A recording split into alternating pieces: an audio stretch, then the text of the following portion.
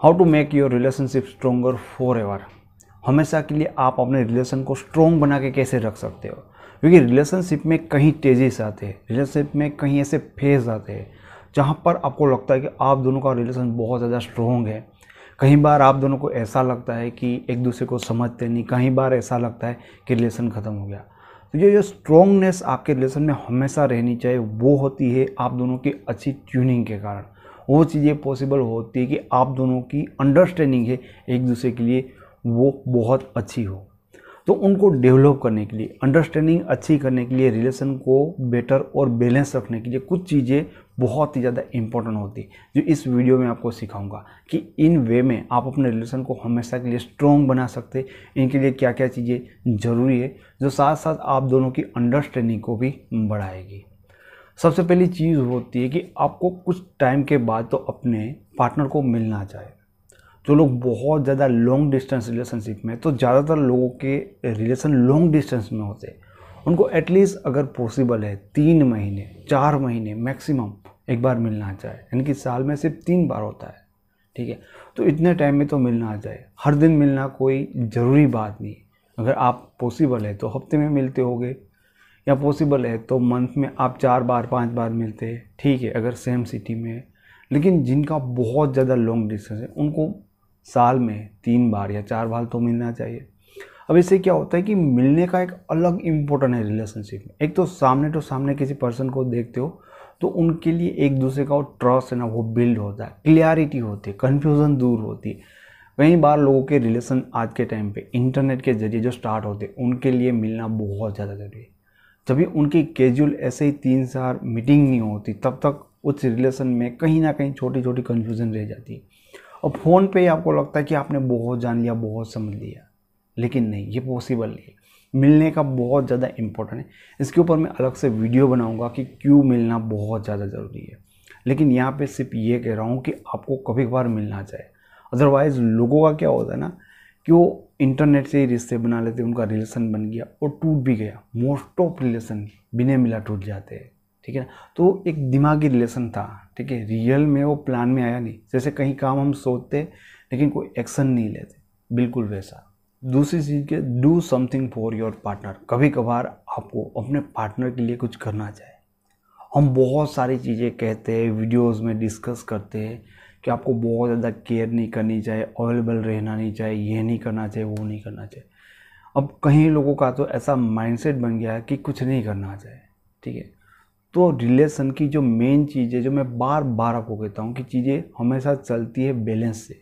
एक अच्छा रिलेशन होता है वो बैलेंस के कारण चलता है। इट मीन्स ऐसा नहीं कि आप कभी कुछ करें नहीं, हाँ, आपको ये सारी चीज़ें ओवर नहीं करनी होती, ज़्यादा नहीं करनी होती, क्योंकि ज़्यादा कुछ भी करोगे तो बुरा होगा, ज़्यादा इग्नोर भी करोगे तो भी वो बुरा होगा। तो इसलिए कहता हूँ कि कभी कभी उनके लिए कुछ करो, कभी उनको सरप्राइज़ दो, कभी उनको स्पेशल फील करो, या उनके लिए कोई गिफ्ट लेके जाओ। लेकिन कभी कभी आपको ऐसी चीज़ें करनी चाहिए क्योंकि आपके साथ रहकर उनको कुछ ऐसे स्पाइक मिलने चाहिए, कुछ ऐसी एक ताज़गी लगनी चाहिए, आपके लिए कुछ अच्छा अचानक से वो फील कर सके। ऐसे मोमेंट, ऐसे मौके आपको क्रिएट करने होंगे। ऐसे नहीं कि आप हमेशा भाव ही खाते हो, आप हमेशा बैलेंस में बनाते हो। फिर ये चीज़ क्या होगी कि एक सिस्टम बन जाएगी, फिर एक ये थियरी बन जाएगी जिसमें 2 लोग हैं। तो कभी कभी ऐसे मौके, ऐसे सीन आपको क्रिएट करने चाहिए ताकि आपका पार्टनर भी उसमें कुछ इन्जॉयमेंट कर सके, उस रिलेशन की खुशी उसको एक बार फिर से हो, जैसे स्टार्टिंग में आपने उनको प्रपोज किया होगा या उन्होंने किया होगा। तो रिलैक्सिंग मोमेंट आपको कभी कभी क्रिएट करने चाहिए। तीसरी चीज़ जो बहुत ज़्यादा ज़रूरी होती है, और डेफिनेटली ये चीज़ के बिना कोई रिलेशन इतना ज़्यादा स्ट्रॉन्ग नहीं बनता, कि आपको अपने पार्टनर के साथ फ्यूचर के बारे में डिस्कस करना चाहिए। अब आप दोनों एक रिलेशन में हो तो ओके, 4 महीने आप दोनों रिलेशन में हो, 6 महीने हो या 1 साल में हो, फिर उस रिलेशन का क्या फ्यूचर है, क्या कभी आपने डिस्कस किया है? कोई भी रिलेशन तभी परफेक्टली आता है जब दोनों के माइंड में उसका फ्यूचर क्लियर हो, ठीक है, कि ये कैसा रिलेशन है, ये रिलेशन आगे कैसे जा रहा है और ये कहाँ तक जाएगा।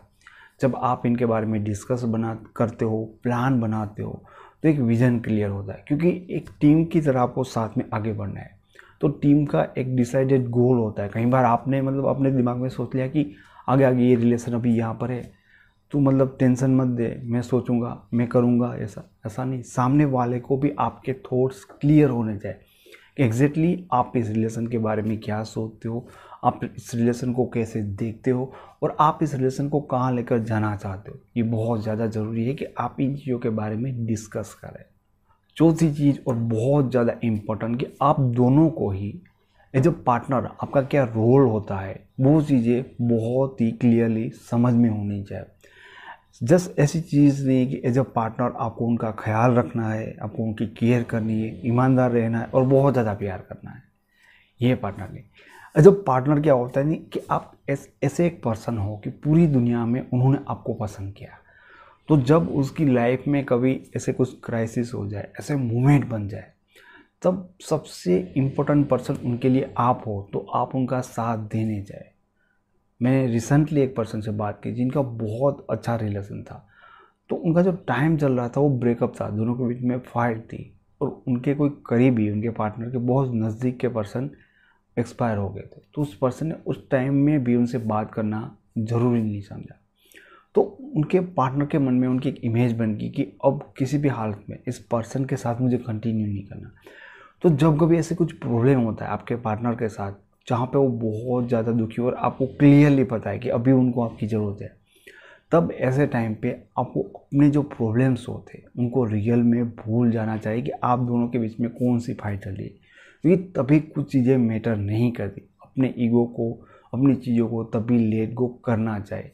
फिर आप नो कॉन्टेक्ट रूल में हो, एक्स वाली चीज़ें करो, जो भी मेरी मेथड है, ठीक है। ऐसे क्राइसिस पे आपको उनको कांटेक्ट करना चाहिए, सपोर्ट करना चाहिए, भले उनका रिस्पॉन्स जैसा भी है, तब कोई चीज़ मायने नहीं रखती। पांचवी चीज़ कि आपको खुद को अपने पार्टनर का एक मेंटोर बनना चाहिए, एक गाइड करने वाला पर्सन बनना चाहिए, जो भी उसकी लाइफ में उसका करियर होता है, ठीक है, उन चीज़ों के लिए। क्योंकि आप एक ऐसे पर्सन हो जो उनके साथ बहुत ही नज़दीक से जुड़े हुए और बहुत ज़्यादा बातें करते हो और बहुत ज़्यादा टाइम आप दोनों साथ में स्पेंड करते हो। तो उनको लेकर आपका जो पॉइंट ऑफ व्यू होता है, लाइक मान लो कि वो कोई प्लेयर है, वो स्टूडेंट है, अगर आपके पॉइंट ऑफ व्यू उनको लेकर हमेशा बुरे होंगे कि तुम सही नहीं हो, तुम सही से पढ़ नहीं सकते, तुम कुछ कर नहीं सकते, तो याद रखना पूरी दुनिया जो उनको कहती है नेगेटिव या अच्छी चीज़ें, उनका असर अलग होता है। और जो आपके छोटे छोटे वर्ड्स होते हैं जो आप उनको बताते हो, उनका मीनिंग उनके लिए बहुत बड़ा होता है, बहुत बड़ा होता है। आप कुछ छोटी सी बात कहोगे ना तो भी उनको उनका बहुत बुरा लगेगा, या आप कुछ छोटी अच्छी बात करोगे तो उनको अच्छा भी बहुत लगेगा। इसलिए एज अ मेंटर इन चीज़ों का याद रखें कि जो फ्यूचर में करना चाहते, बनना चाहते, तो आप उनको इंस्पायर कर सकते हो। उनके अंदर कुछ ऐसी चीज़ है जो रियल में वो फोकस नहीं कर पा रहे या वो नहीं देख रहे, तो आपको उनमें देखना भी चाहिए कि वो क्या चीज़ें बेटरली कर सकते हैं, क्या चीज़ें वो बेटर कर रहे हो, और उनके लिए इंस्पायर भी आपको ही करना चाहिए। तो as a mentor, as a guide होकर भी आपको उनको इस तरह से सपोर्ट करना चाहिए, क्योंकि आप ऐसे पर्सन जो उनके सिवा एक ऐसे पर्सन हो जो उनकी लाइफ को बहुत क्लोजली जानते हो, उस पर्सन को भी क्लोजली जानते हो। तो जो चीज़ें वो फाइंड आउट नहीं कर सकते, जो चीज़ें वो खुद नहीं समझ सकते, आप उनको वो चीज़ें ढूंढ के दे सकते हो, तो उनके लिए बहुत अच्छी चीज़ बन जाएगा। और उसके लिए भी एक बॉन्डिंग है जो आप दोनों का अलग तरह से क्रिएट होता है। जो ये 5 चीज़ें मैंने आपको बताई, ये चीज़ें धीरे धीरे आप दोनों के रिलेशनशिप में होगी, आप देखोगे कि आप दोनों की अंडरस्टैंडिंग है ना एक दूसरे के लिए, वो कमाल हो जाएगी। फिर झगड़े नहीं होंगे कि मेरा पॉइंट ऑफ व्यू इन चीज़ के लिए ऐसा है या तेरा पॉइंट ऑफ व्यू ऐसा है, ये चीज़ होगी नहीं। आप दोनों की इस लेवल पे अंडरस्टैंडिंग क्लियर हो जाएगी कि सामने वाला क्या कहना चाहता है, क्या करना चाहता है। तो इस रिलेशन के लिए इससे बेस्ट कुछ चीज़ें होती नहीं है कि आप दोनों का अंडरस्टैंडिंग लेवल इतना बेटर हो जाए। मैं उम्मीद करता हूँ कि इस वीडियो से आपको बहुत सारी चीज़ें सीखने को मिली होगी। आपको वीडियो पसंद आए तो इसके लाइक करें, इसके बारे में कुछ कहना चाहते हैं तो कमेंट करें। एंड वीडियो जो पे पहली बार आए, अगर आपको लगता है कि ये चैनल आपको सब्सक्राइब करनी चाहिए तो सब्सक्राइब जरूर करें। एंड डिस्क्रिप्शन में आपके लिए बहुत सारी यूज़फुल लिंक है, उनको चेक करना बिल्कुल ना भूलें। Thank you so much.